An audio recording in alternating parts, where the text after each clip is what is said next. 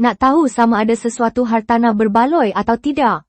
Jangan risau. Dalam video ini, saya akan tunjukkan cara menilai ROI hartanah dengan cepat supaya anda boleh buat keputusan bijak dalam pelaburan. ROI atau Return on Investment ialah cara untuk mengira pulangan pelaburan anda.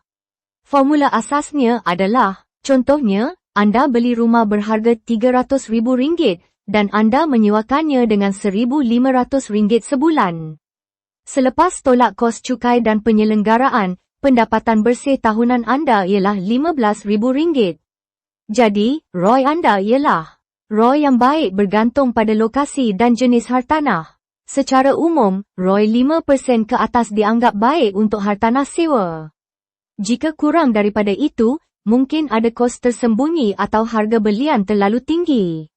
Jadi, dengan formula mudah ini, anda boleh menilai ROI hartanah dengan cepat dan elak pelaburan yang tidak menguntungkan.